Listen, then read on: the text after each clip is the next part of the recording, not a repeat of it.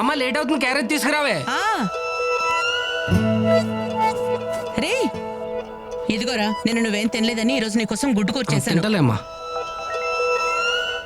ఏం చేస్తున్నాడేంటి?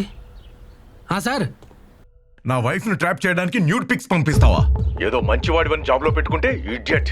నీ అంతు తెలుస్తాను, పోలీస్ కంప్లైంట్ ఇస్తాను. సార్ నేనెందుకు పంపిస్తాను సార్? ఇప్పుడే నేను డ్యూటీకి బయలుదేరుతున్నాను సార్. నేను ఏ ఫొటోస్ పంపించలేదు సార్. చూస్తారా నీ సంగతి ఏంటో చూస్తా. ఎవర్రా? ఏమైంది అలా ఉన్నావు?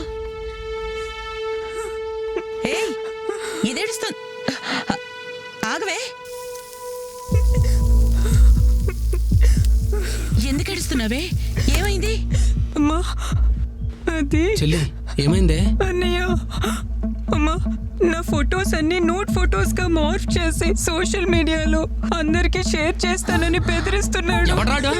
అది నువ్వు లోన్ తీసుకున్నావంట కదా, అది రీపే చేయలేదని నా ఫొటోస్ అన్ని సోషల్ మీడియాలో అప్లోడ్ చేస్తానని వార్నింగ్ ఇస్తున్నారు.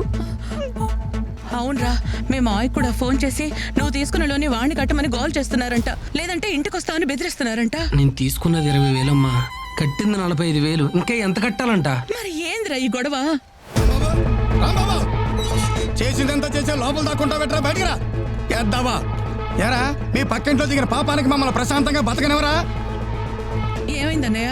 ఏమైందని నెమ్మదిగా అడుగుతా వింటమ్మా. మీ ఓడి ఎవరి దగ్గర లోన్ తీసుకున్నాడంట, అది కాస్త ఎగ్గొట్టాడంట. ఆ యదవులందరూ నాకు కాల్ చేసి నన్ను నా కుటుంబాన్ని బండబూతులు తిడుతున్నారు.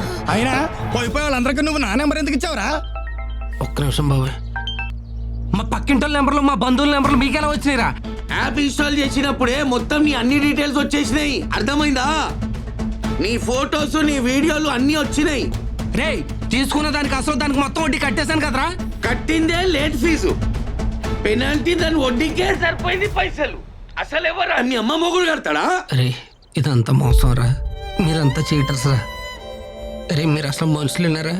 ఏదో అవసరంలో కొద్దిగా లోన్ తీసుకున్న పాపానికి నన్ను ఎంత హింసిస్తారా?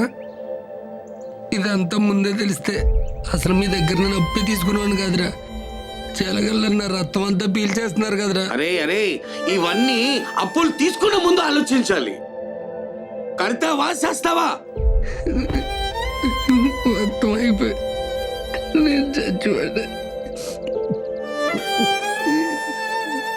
ఇలాంటి యాప్స్ డౌన్లోడ్ చేస్తే మీ కాంటాక్ట్స్, ఫొటోస్, వీడియోస్ మరియు బ్యాంక్ అకౌంట్స్ హ్యాక్ చేసి డబ్బులు కట్టకపోతే ఆ ఫొటోస్ని రాంగ్గా మార్ఫింగ్ చేస్తామని బెదిరిస్తారు. అందుకే ఇలాంటి వాళ్ళని రిపోర్ట్ చేయండి. 1930కి ఫోన్ చేయండి, లేదా మీ దగ్గరలో ఉన్న సైబర్ క్రైమ్ పోలీస్ స్టేషన్కి సంప్రదించండి. My dear friends, please be aware of cyber crimes. This is our social responsibility. Thank you.